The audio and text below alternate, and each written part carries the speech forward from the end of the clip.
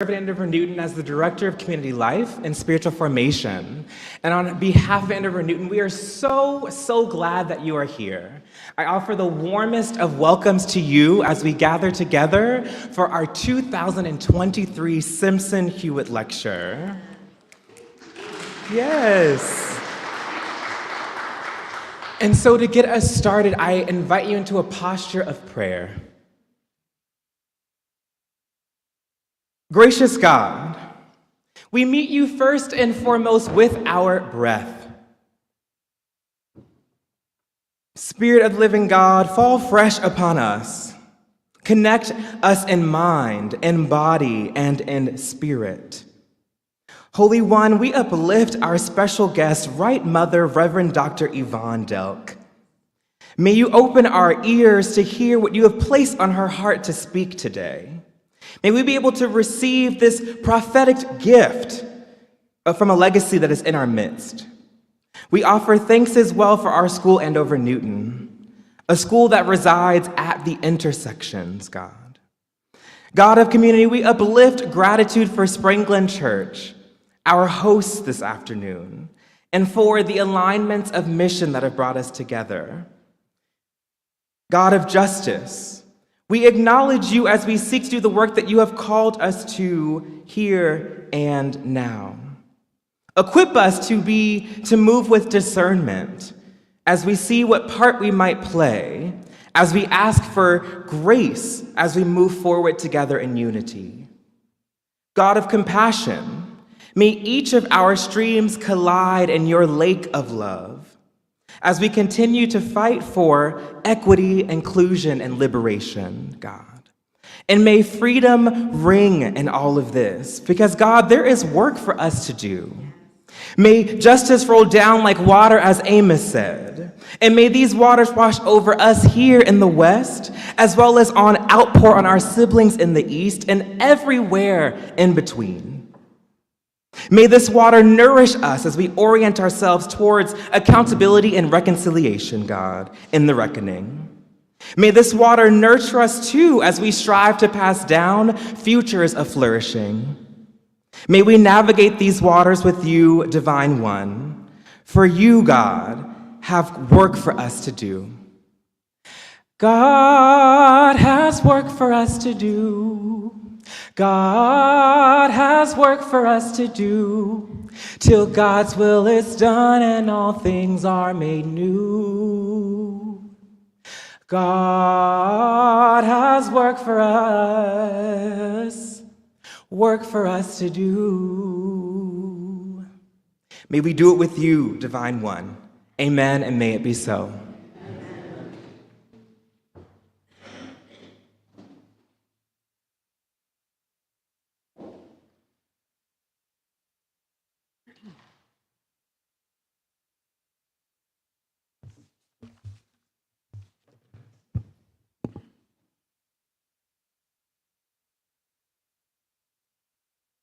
Let us build a house where love can dwell and all can safely live.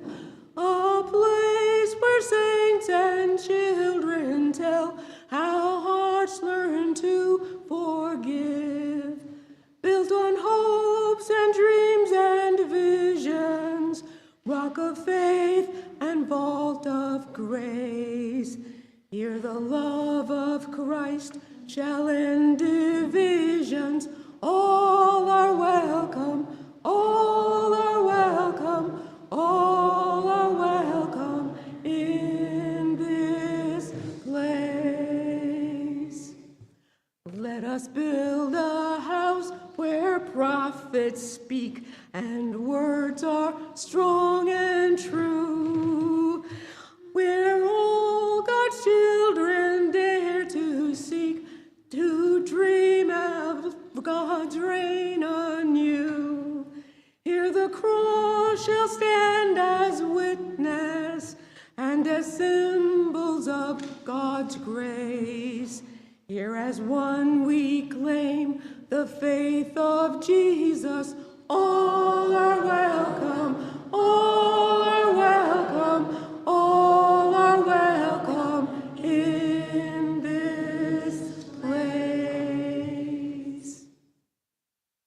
I am Marilyn Kendricks, a member here, and so on behalf of the entire community of Spring Glen Church, I want to extend a radically extravagant welcome to each and every one of you. Spring Glen Church is a church founded in 1929 in the congregational tradition, and it was in that stream that this church immediately joined the newly formed United Church of Christ in 1957. Our mission statement says, "We are a congregation firmly committed to the gospel of Jesus Christ, but instead of insisting on any single interpretation, we invite each other to share his or her or their own faith and spirituality so that the whole body may be nurtured mutually." And so, in partnership with Andover Newton Theological School at Yale Divinity School, we are honored to host this lecture where I know beyond any doubt we will be nurtured. As an African American woman ordained in the United Church of Christ, I am doubly honored to welcome my sister, the Reverend Dr. Yvonne Delk, who was the first African American woman ordained in this denomination. I stand in the long line of Black women of the cloth who followed in Dr. Delk's footsteps. As a church claiming Christian kinship with other UCC churches of the congregational stream of the United Church of Christ, it is right and fitting that this lecture by Dr. Delk should be held here, where she will reveal to us the fifth strain of denominational tradition, and we are honored to serve as your hosts.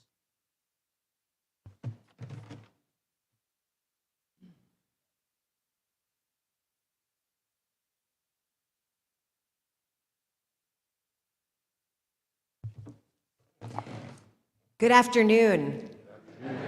My name is Sarah Birmingham Drummond, and I bring you greetings from Andover Newton Seminary at Yale Divinity School, the school that I serve as founding dean. It is amazing to look out at this congregation of people gathered, to see so many who have connected with Andover Newton and with Spring Glen Church in so many different ways and during so many different chapters of the life of our respective communities. So I have the best seat in the house right now, and I just want you to know you're very, very beautiful. My role in preparing us for our Simpson-Hewett lecture is to contextualize what this lecture is and why it's important. The Simpson-Hewett lecture on congregational history has been part of the life of Andover Newton for decades, but it lay fallow in our Newton, Massachusetts campus for about 10 years for us to revitalize it here in New Haven upon our relocation and affiliation. Recent past lecturers include Professor Tisa Wenger, who offered a lecture on the ethics of commemorating the bicentennial of Yale and Andover's missions in Hawaii. Another was author Marilyn Robinson, who reflected on the mixed legacy of New England congregationalism and how it's reflected in literature. Last year, our lecturer was attorney and Native American environmental rights advocate Patrick Gonzalez Rogers, who spoke with us on best practices for congregational land acknowledgments. Today, we'll hear a lecture, as Reverend Kendricks has shared, on the innovation of thinking about the United Church of Christ's fifth stream. This book is beautiful. This book is meaningful. I would say especially I love the chapters by Dr. Delk herself because I can hear your voice as I read them. And in terms of the history of history, it's really a very important book for our denomination, the United Church of Christ, because it causes us to rethink the way we tell our story. Up until not 5 years ago, we told our story in terms of 4 streams, and then this agglomeration of hidden histories that were edited into 2 volumes by Barbara Brown Zickman in ways that were incredibly meaningful at the time and really leading edge at the time, but not maybe for such a time as this, where what these days call for is a penitent reconsideration of defining a denomination in terms of mainstream and hidden. You've raised a question for us, Dr. Delk, and it's a question that I suspect that our students and graduates will be grappling with far after we're all out of the picture. So I thank you for this important work that's setting polity teachers like me on new trajectories and really challenging the status quo. You've come, many have come here today to talk about history. And I am deeply touched that a lecture on history would draw together so many in so many different settings and contexts. History is rich, and the study of it is venerable. We all want to be part of something transcendent. We all want to be part of a story that is bigger than our own. Our history is important because it helps us to feel like we are part of a grand narrative. It also helps us to understand the trajectories on which our ancestors set us, so we can decide if we require a course correction or if we want to allow our ancestors to be the wind beneath our wings. We have free will in the midst of history. Most importantly, for a day such as today, we refer to all that we've learned about history and how it teaches us that there is no such thing as ahistorical systemic transformation. Systemic transformation requires deep appreciation for and respect for our history, respect for the ways in which it set patterns that don't just unpattern themselves.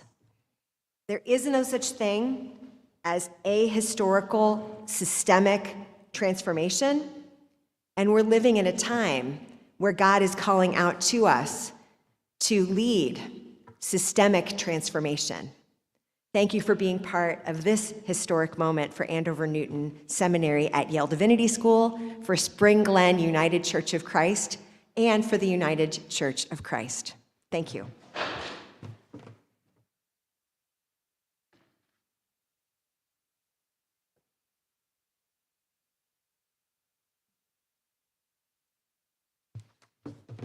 May the peace of Christ be with you. And also with you. May the love of Christ be with you. And also with you. And may the justice of Christ be with you. And also with you. My name is Ned Allen Parker. I'm Associate Dean at Andover Newton Seminary at Yale Divinity School, and it is my great honor to introduce our speaker for the day. I also want to thank Spring Glen Church for hosting, and a special thanks to Oliver Mesmer, who is our Hancock Postgraduate Fellow, who many of you received personal invitations from. So thank you, Oliver, for doing that behind-the-scenes work. A graduate of Andover Newton Theological School, for over 60 years, the Reverend Dr. Yvonne Delk has been a strong ally in the fight for human and civil rights for people of color, children, and the poor. Today, she remains a clear and prolific and moral voice in search of justice and equality for the oppressed within the U.S. interfaith community. In 1974, Dr. Delk became the first African-American woman to be ordained as clergy in the United Church of Christ. From 1981 to 1990, she served as executive director of the UCC's Office of Church and Society, an organization that seeks to relate biblical teachings to current social issues. My.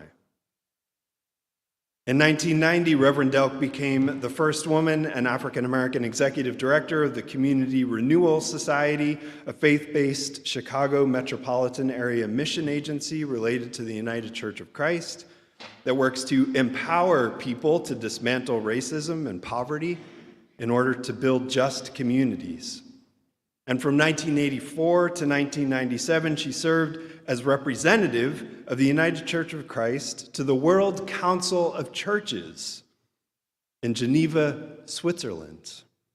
In this capacity, she served as the chair of the WCC's program to combat racism, worked with a committee of 25 persons from all regions of the globe, visited 5 continents to build alliances between movement groups and churches on issues of racial justice and ending the apartheid in South Africa. She is the founding director of the Center for African American Theological Studies located in Chicago, and she's the editor of the book we will hear more on shortly. This is the story of faith, survival, empowerment in the hostile environment of racism. This holy stream of African spirituality that flowed across the Atlantic Ocean up to the tidewaters of Virginia in 1619, the same stream that overflowed in 1957 into the worship and work of the United Church of Christ, is given its long overdue place in the canon of the UCC. I, personally, am excited to share that tomorrow, the Reverend Dr. Delk will receive Andover Newton's Spirit of the Hill Award, an award conferred once a year to an alum who is making the world a better, more just place for human flourishing. So, an early congratulations to you. Reverend Delk was featured in an article and the cover of Sojourner's May-June 1999 issue as one who is anointed by history and by the Spirit, and as one who has kept her eyes on the world as God intends. In that article, it is written, to sit in the presence of Yvonne Delk is to sit with living history. Not just her life, but the lives of her ancestors. She is regal, a spiritual phenomenon, and a mighty wind. Welcome, and thank you for being here.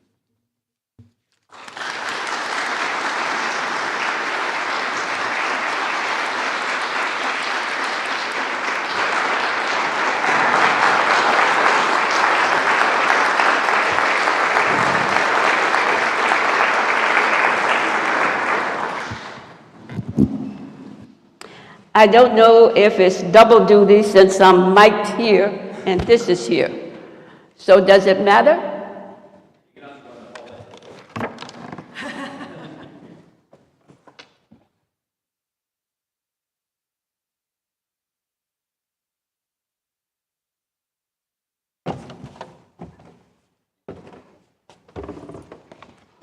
Okay. I am honored to be here. I greet you in the name of God, a God of love, a God of justice and freedom, a God of hope and liberation. I greet you in the name of the mothers and fathers who did not live to see this day, but whose faith allowed me to be present for this day.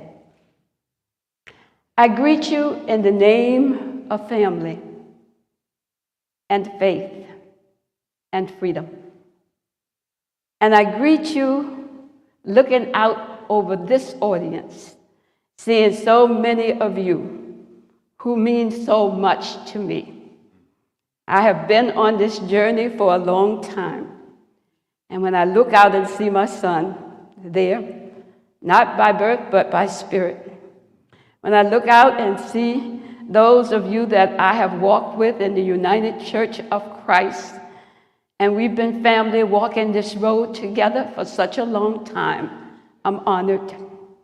When I see my friend Deborah, we connected with the World Council of Churches, and as we stood there against apartheid as well as against racism in the United States, I know that who we are, in part, is by the choices that we make and the people that we choose to walk with.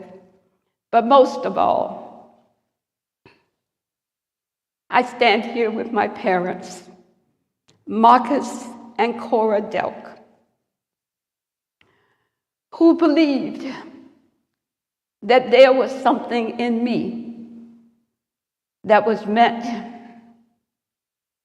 to be a word that would live long after they had passed. They instilled into me a love of God, a love of faith, and a love of freedom. So this is going to be an interesting lecture because I don't feel it as a lecture. I feel it as if I'm sharing with all of you who have gathered here a part of me and the journey that I've been on. The story in the book, The Afro-Christian Convention, is the story of the convention that my church, Macedonia Afro-Christian United Church of Christ, was a part of. It was the church that my mother joined when she was pregnant with me, thinking she would only be there as a watch care member, but ending up being there for our entire life. It was so odd that a church she joined in order to protect the baby that she was carrying in her would be the Afro-Christian connection that would lead me to the United Church of Christ. My father at the time was with the First United Holiness Church of America because his mama and his daddy were holiness. My mama was Baptist, and all of her mama and daddy were Baptist, and all of them were Baptists. The only connection we had to this United Church of Christ journey that I'm a part of now was that my mother had lost a child before me and was very much concerned. That baby only lived for about 6 months, and my mother was very concerned that this baby that she was now pregnant with would live. And there was this little church in the community across the way. And so she walked over there to join it only as a watch care member. She was going back to her Baptist church after I was born. However, it ended up with a different narrative, and I'm so grateful. As I stand here, it doesn't seem possible to me that 60 years have passed since I received the Master of Religious Education degree from Andover, Newton. And as I stand here reflecting on how much has changed, 60 years ago, I entered as a student preparing for my calling. And now 60 years later, I'm an elder with a word about your calling. 60 years ago, I was the only African-American female in the class of 1961. And today, the statistics have changed so dramatically. 60 years ago, along with every other female in that class, I was housed at the bottom of the hill, while everything that related to the identity of the hill was at the top. The men's dormitory, the classrooms, the dining hall, the president's home, the chapel, and of course, with the exception of Henry Brooks, the faculty was white and male. What a difference in the faculty of today. 60 years ago, your location was on a hill high and lifted up above the noise of the city. And today, you're located in the heart of the city. And you've moved from an independent living space to an interdependent living space with Yale Divinity. The president of Andover, Newton in 1961 was Herbert Gesorg, who was born in Instenburg, Germany.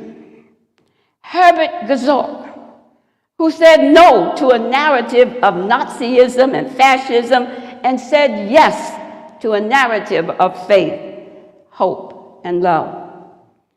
In 2023, the founding dean of Andover, Newton is Sarah B. Drummond, born in the United States of America, first female to lead Andover, Newton. Sarah B. Drummond, pastor, teacher, ethicist, who has made a decision to dig deep and bloom for life and hope and community in a nation deeply divided by hate and power and privilege. And here I am, 84, elder. There's an African proverb that says, it does not matter what they call you, it's what you answer to that really matters. And these days, I am very pleased to answer to elder, and most call me Mother Yvonne. And all of us who've gathered for this lecture to be in this church at this time, in the context of a nation that continues to be deeply embedded and entrenched in racism with its lingering effects, have made a decision about who you are. And as I stand here speaking about oppression and another narrative in the United States, I'm also painfully aware of what is happening in Ukraine and in Israel and the Gaza Strip. What those of us who know what it means to live under oppression is that the fruit of injustice is a vicious cycle of hate and violence. And what we also know is that where there is no justice, there will be no peace. And I can hear Dr. Martin Luther King's words as he stood in the pulpit of Riverside Church in 1967, saying to us, we can no longer afford to worship the God of hate or bow before the altar of retaliation. The oceans of history are cluttered with so much that in fact leads us to the wreckage of hate, of self-defeating denial of what it could be or meaning for us to be community. And so the question that I bring in this moment with you is who or what really defines who we are and ways that we are not free to walk away from. It's a question about which narratives we choose to live by. It's a question about what is foundational to our reason for being. It's about that which informs the choices that we make, that shapes our belief, that influences what we see. It is that which impacts what we do, our call, our purpose. Howard Thurman speaks of the need for something that will not give. He says it's a strange freedom to be adrift in the world without a sense of anchor anywhere. Always there is a need of mooring, the need for that firm grip on something that is rooted and will not give. For me, my narrative and the choices I have made have been grounded and rooted in faith and family and freedom. I was born in 1939 in Norfolk, Virginia, under the law of the land that separated the races. Growing up black in America resulted in my facing a wall of hostility, prejudice, second-class citizenship, hatred, discrimination based on my race, my culture, and my place of origin, Africa. I call this Afrophobia. In Norfolk, I experienced the white-only signs, Afrophobia, separate drinking, fines, separate classrooms, Afrophobia. I remember going down to Woolworth's lunch counter or Grant's department store before I sat in there. But just being there in that place and waiting for someone to see me, recognize me. I was very clear that when seen through the eyes of not all, but most whites in Norfolk, Virginia, I was seen as being genetically inferior, a second-class citizen who had no rights that they were bound to respect. Afrophobia. As I have framed this reflection in the context of truth-telling and truth-facing, let me confess first that the decision, Sarah, to enroll at Andover Newton Theological Seminary in 1961 was not an easy decision. I knew that I would be leaving my home base of all that had loved me and nurtured me, breathed life into me, that I would be leaving home, the Afro-Christian Convention, all those mamas and daddies who prayed over me, inspired me, loved me. I knew that I would be entering another world where they did not know me, my name, my parents, the Afro-Christian tradition, my history or culture. I actually cried all the way as I traveled on a Greyhound bus from Norfolk, Virginia to Boston, Massachusetts. And the taxi that drove me from the Greyhound bus station in Boston to Newton Center put me and all my belongings out at the bottom of the hill. I envisioned that at the top of that hill that I was going to have to climb was another wall of attitudes and prejudices and beliefs that embody Afrophobia. I could feel myself becoming fearful and anxious and very much alone when suddenly somebody joined me, took my belongings, my suitcase, and I think I must have had 2 at the time with me, and began the journey with me up the hill. I didn't ask for their name, and I don't think they asked for mine.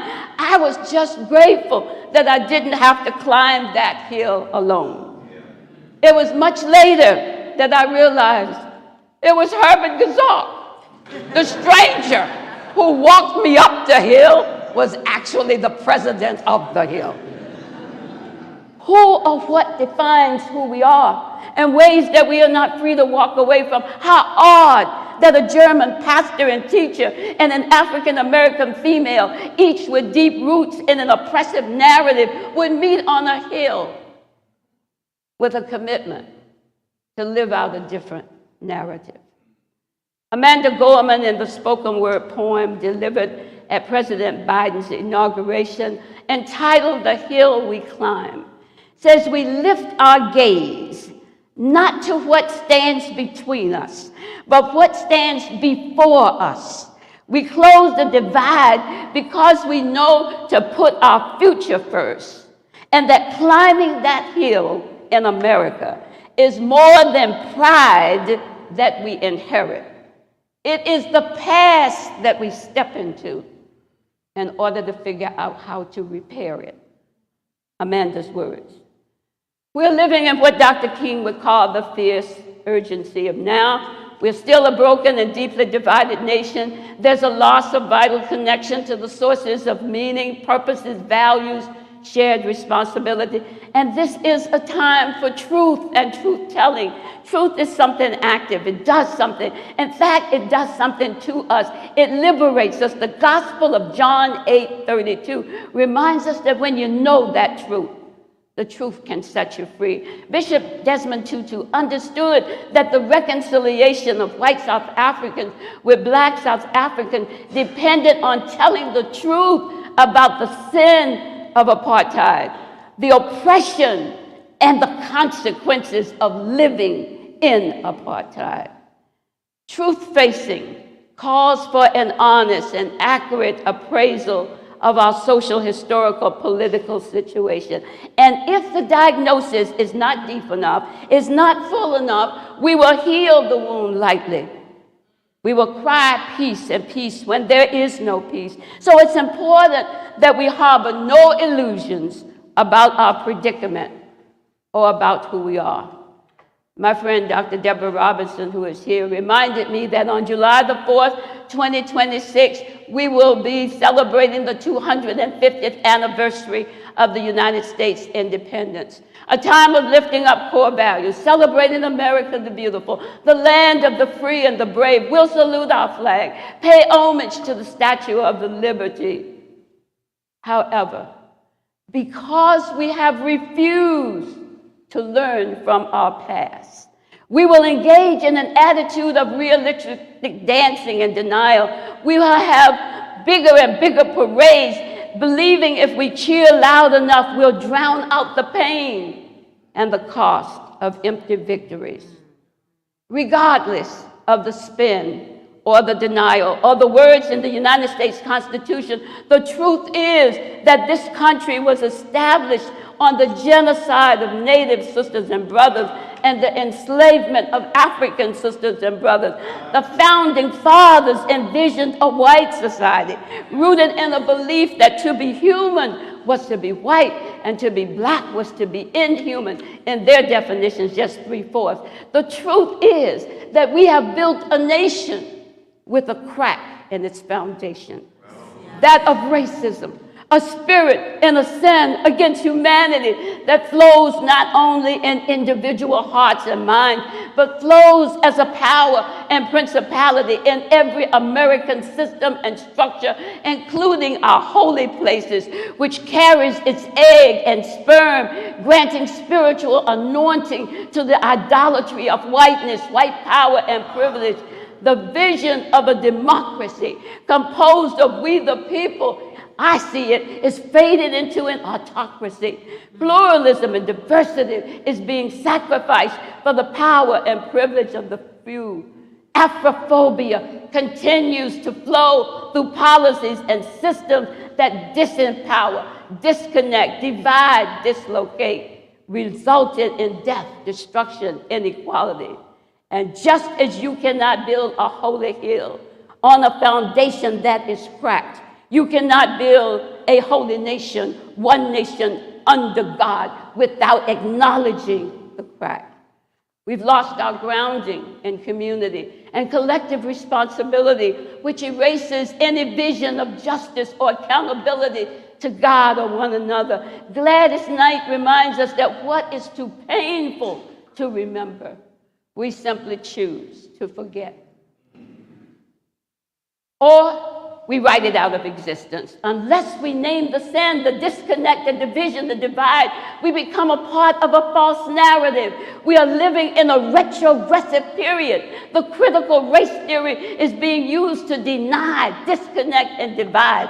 The governor of the state in which I reside, Glen, along with Florida's governor, Ron DeSantis, along with the majority of the members of the Supreme Court, appear to be dismembered, disconnected, and in a state of denial about the sin of this nation. Their complicity in the sin and their inability to face or tell the truth results in the creation of a false narrative, a narrative that now allows for the whitewashing of history, the banning of books.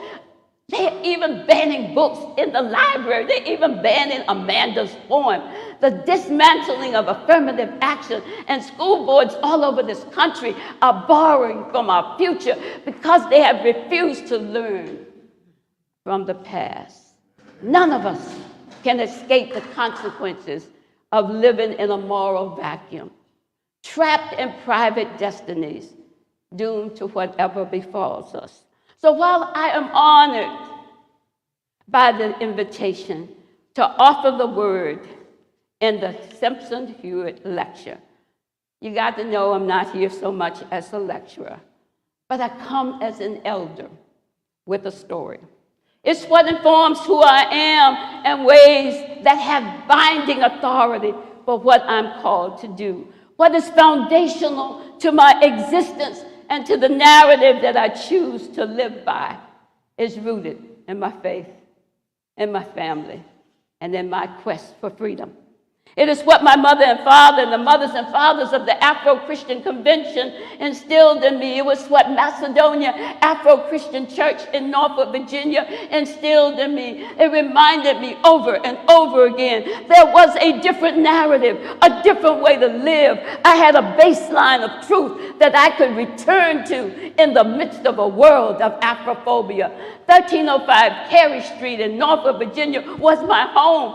Cora and Marcus Delk, my parents. The entire neighborhood was my community. They could speak to me with authority because they had the same dream for me that my parents had. The teachers in my schools were my community. I'm so glad I grew up there before integration. They could teach me with authority, my teachers, because they shared the same dream that my mothers and fathers had for me. And the preachers in our church could preach to me with authority because they shared the same dreams and narrative. They were there to remind me of my name, my family, the values that we live by, and that I had an assignment. I was born with an assignment to use my gifts and my talents for the well-being of the entire community. I did not live for myself alone. It was at Macedonia that I walked the aisle when I was 10 years old, gave my hand to Reverend Hosea Scott, and my heart to Jesus Christ. Macedonia was our safe space, a place where we could love God, love ourselves, love our neighbors. Macedonia was like the clearing that Toni Morrison writes in her book, Beloved. Toni Morrison, finding a clearing where in a world of hate, there is another narrative, a place where people can love and love themselves. Macedonia was my clearing. When my father, who dug graves at Calvary Cemetery Monday through Friday, entered the door of Macedonia, he was more than a grave digger. He was digging Delk. When my mother, who worked as a maid, entered our church on Sunday morning, she was Sister Delk. And at the center of the chancel of Macedonia stood and still stands the pulpit. And from there and that Bible, God's word was proclaimed with power and with truth. And Reverend Scott kept saying, remember who you are. Remember who you are. It was there that my mother and my father and my sisters and brothers and my other sisters and brothers by faith were freed from the law of a hostile environment where all the forces of our culture combined to say to me and my family that we were nothing or nobody. It was there that the preached word intersected with our identity crisis and struggle. The preached word, rooted in powerful biblical symbols, transcended the circumstantial realities, the cultural realities, the law of the land. There was a different narrative, a narrative that empowered us to name ourselves from the perspective of the gospel. We were the family of God, created in God's image. And once I and my siblings heard these words, we received the capacity to speak a word that could make a difference. We received the power to redefine situations by speaking and acting and being there. Words give us an identity. I will always remember the words of my baptism, Yvonne Delk. You're no longer a stranger or a sojourner. You are equal citizen with the saints and members of the household of God. When a world-changing word, has been spoken over you, into you, you've been named with an eternal name, and nobody or nothing can ever reduce you to namelessness again. For the past 2 years, I've been working on a book with other elders, Ivor Carruthers, Jeremiah Wright, Julius Speller, Vivian Lucas, K. Ray Hill, Brenda Square, Henry Simmons, Richard Taylor. And the book is about that convention that I grew up in, the Afro-Christian Convention. We're calling the fifth stream. Sister Sarah have already mentioned, because we've always said there were 4 streams. there was, in fact, a fifth stream. It is a story about faith and family and freedom. And this convention represented the majority of African Americans that entered the United Church of Christ at the time of its founding in 1957. However, other than BBC, Barbara Brown Zygmunt, talking about hidden histories, that convention is absent from any of the historical documents that describe that founding moment. To ignore a story does not negate the truth of its existence, and to silence a story does not prevent the power of the story to live. There was a different narrative flowing in the midst of Afrophobia and critical race theory. The preservation of one's story is not only necessary, theological, but it's also critical to the grounding of historical, political, social truth. More than that, it is my way of connecting to a life-giving narrative. I refuse to allow the narrative of racism to be the narrative that defines who I am. It's a call to remember, to make whole. It's a call to live human in the face of death. Remembering is a sacred liturgy that grounds and equips one with an identity, meaning, and purpose. One of the old preachers in our church heard that I was going to national in 1969, the national church. I was going to be a staff member for the Board for Homeland Ministries of the United Church of Christ, where Howard Sprague would be, in fact, the head of the Homeland Ministries. And he came to me and he said, Yvonne, I don't know what's before you, but don't forget who you are when you enter. Remember, it equips us with an identity and meaning and purpose. It's a connection to all of life. I was connected to every mama and daddy that had come before me. I was connected to all of those who were around me. And as I moved in that space, they moved in that space with me. James Weldon Johnson echoed the same theme of the need for a grounding. He put pen to paper, calling for us to never forget our story, lest our feet stray from the places where we met thee, lest our hearts, drunk with the wine of the world, we forget thee. Shadowed beneath thy hand, may we forever stand. True grounding, true connected, true to having a baseline that in the midst of all the horrors that are around you, refuses to let you go. And you can stand with a degree of pride.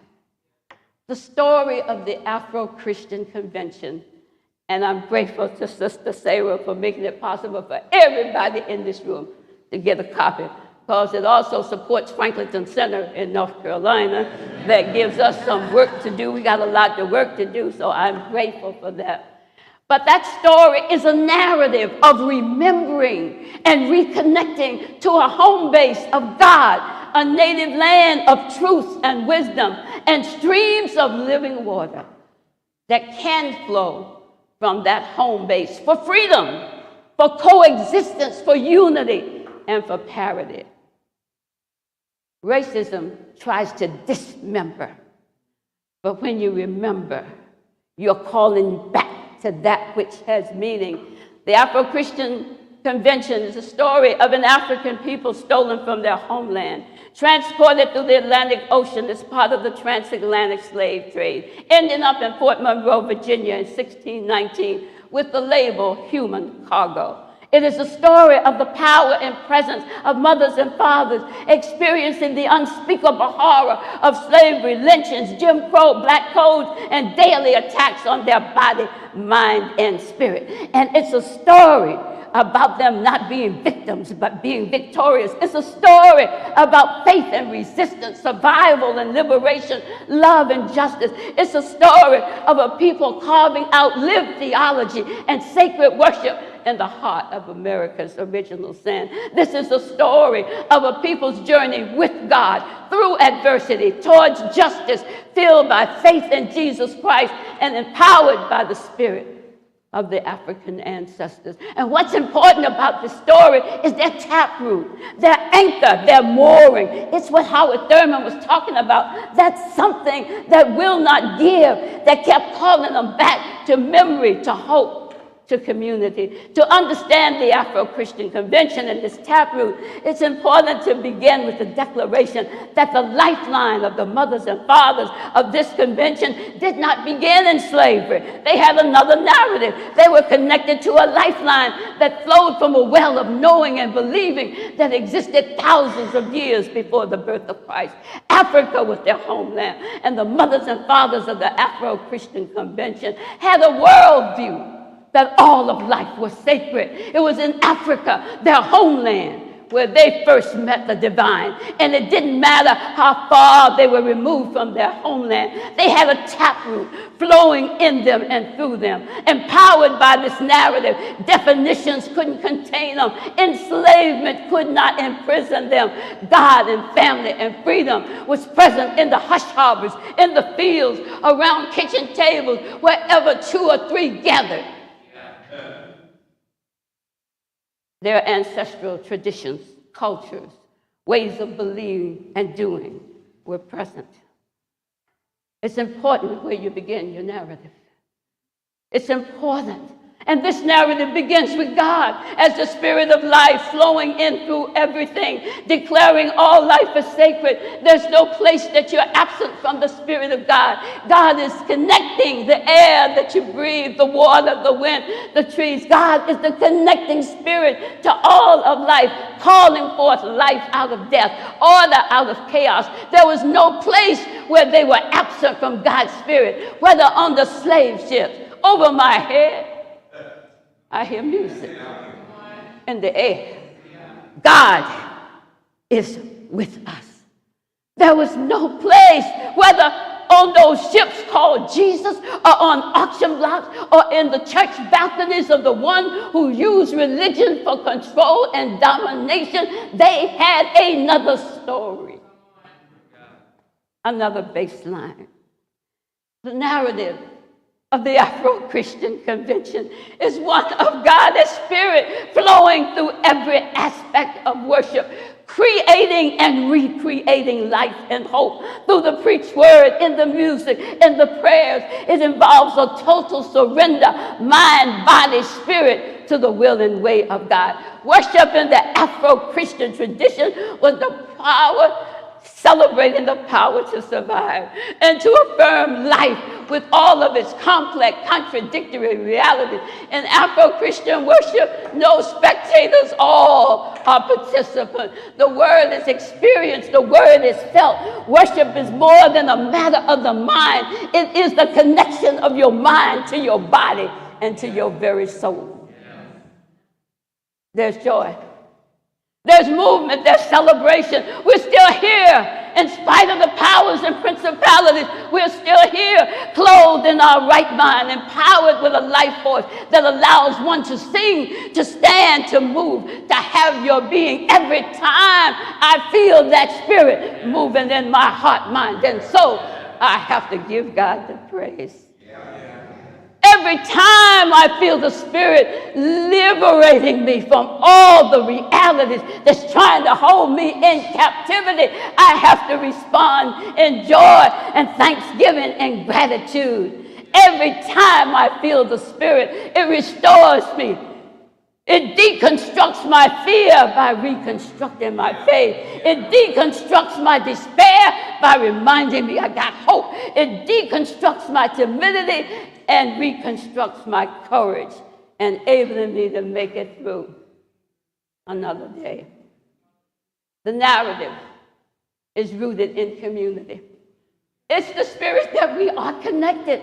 And no matter how the powers and principalities try to pull us apart and disconnect us, In the Afro-Christian tradition, it's about connections. You receive your life from those who came before you. You are with the ones now, here and now, but you're working for those who are going to come after you. It's connection in a circle. It's not hierarchical. It's in a circle that we live by the power and presence of the Holy Spirit. One is connected to the spirit and testimony of the ancestors who have gone before us. It's a taproot that we define in the word Ubuntu. I am because you are, and because you are, I can be also. My humanity is related to your humanity. Dr. King's words again, we are caught in an inescapable network of mutuality, tied in a single garment of destiny. Whatever affects one directly affects all indirectly. Ubuntu, our way of living in the Afro-Christian tradition, producing values of respect and dignity and compassion and core responsibility, personhood and justice. And guess what? It embraces truth, but it also offers for restoration, restorative justice. What you make wrong, you got to make right. You can't live as if it is not there. In the Afro-Christian tradition, there's also forgiveness, reconciliation, and beloved community. The Afro-Christian Convention is rooted in freedom. It's the Spirit of God flowing free into all of life, redefining the meaning of sacred and secular. We divide everything up. We don't figure out how the Spirit of God flows in anything. I remember when they would say to me that even when the African mothers and fathers in Africa would cut the tree in order to be able to have housing or to warm themselves, they prayed to God for forgiveness for destroying the life force that was in the tree. The Afro-Christian tradition is rooted in freedom. It's life-giving space where we can be free, free from oppression, free from the powers and principalities, free to live in harmony, in unity, the freedom to live affirming all life as sacred. For the mothers and fathers of the Afro-Christian Convention, our church was everything: social space, freedom house, cultural center. It provided the space for survival and liberation. And in this space, those mothers and fathers appropriated Christianity to their taproot of God, that all life is sacred. Freedom was a taproot. The message of the gospel of Jesus Christ was related to the humanizing of the social, economic, and political structures of our world. Freedom is the gospel. Jesus is the liberator. The narrative of the Afro-Christian Convention is just one story. I'm not offering it as the story. It is one story that flows among us, just as the congregational sisters and brothers coming from England had a story, what they were leaving and what they were hoping for. Just as the evangelical reform sisters and brothers had a story about what they were leaving and what they were hoping for. And this is yet another story flowing into the life of the United Church of Christ, of one people's walk with God through oppression into life-giving space that could produce not just an Yvonne Delk, but many who are flowing like a river. I love it.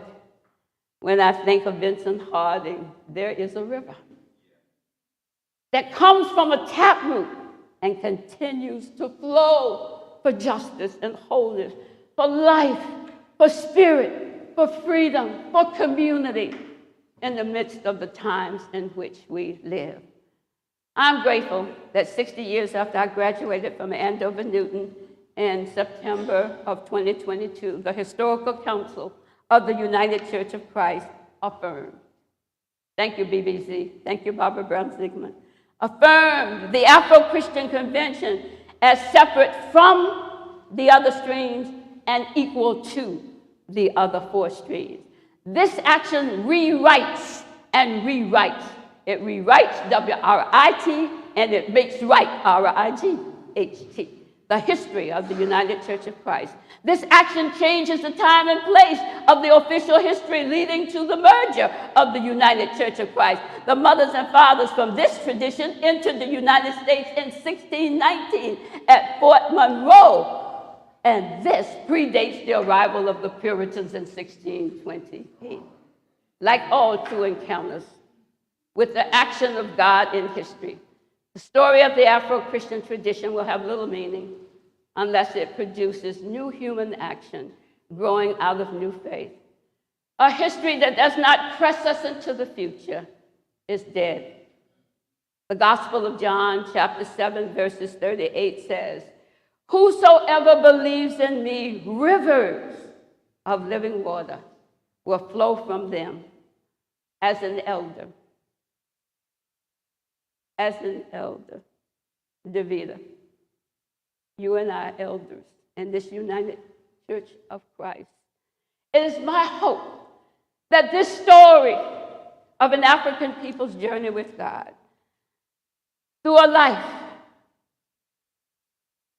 filled with racism and racial injustice, still they kept faith to a God of life and hope and freedom. And I hope that as we dig into the story, that it will become living waters for us as well, and that it can remember us and refresh us and renew our commitment to be the united and uniting church, proclaiming the gospel to all the world and resisting the powers of evil.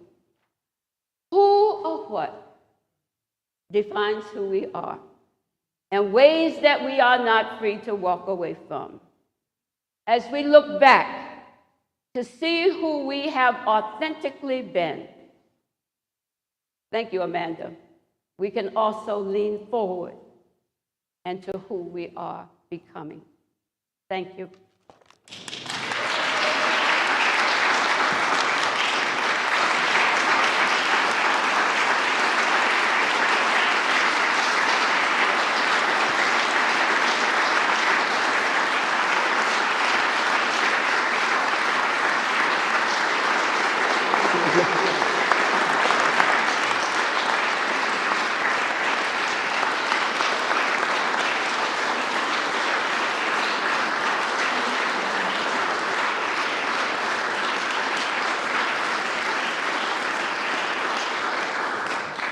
We hope you might stay for a lunchtime reception where we will receive grace from our conference minister, Darrell Goodwin, and a word of greeting on behalf of the wider Andover community from Rita Boyd Crabtree. And now, hear these words of benediction. May the peace of God that passes all understanding keep your hearts and your minds in the knowledge and the love of God and of God's Son, Jesus Christ. And may the blessing of God Almighty, who created you, redeemed you, and will forever sustain you, be with you now and remain with you